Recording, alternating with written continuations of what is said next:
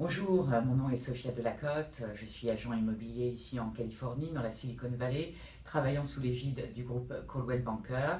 Bienvenue sur mon YouTube Real Estate Channel. Aujourd'hui, j'aimerais partager avec vous une question qui anime toutes les conversations en ce moment dans le real estate, à savoir comment fait-on pour trouver le bon prix pour vendre sa maison. Donc, il y a tout simplement trois possibilités.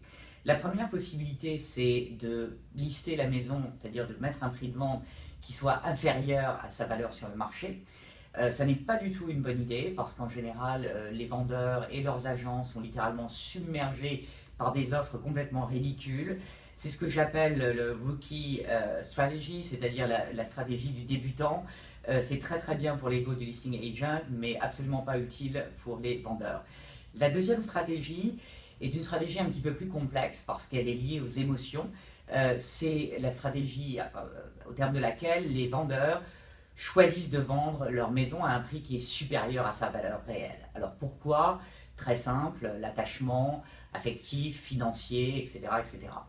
C'est une stratégie dangereuse parce que tout le monde sait dans le business que dans la Silicon Valley, si vous ne trouvez pas le bon vendeur au bon prix dans les 15 premiers jours, vous aurez beaucoup de mal à vendre votre maison et elle sera estampillée comme ayant un prix tout à fait négociable. Donc vous l'aurez compris, la troisième stratégie, c'est la voie du milieu, celle qui consiste à mettre un prix de vente qui soit en adéquation avec la compétition. Alors comment fait-on cela? Eh bien, quand on est un agent immobilier comme moi, la première chose que vous souhaitez savoir, c'est tout, et vraiment tout, sur la maison, le bon et le mauvais, et plus particulièrement le mauvais, parce que cela peut donner l'opportunité de régler certains problèmes avant de mettre la maison en vente.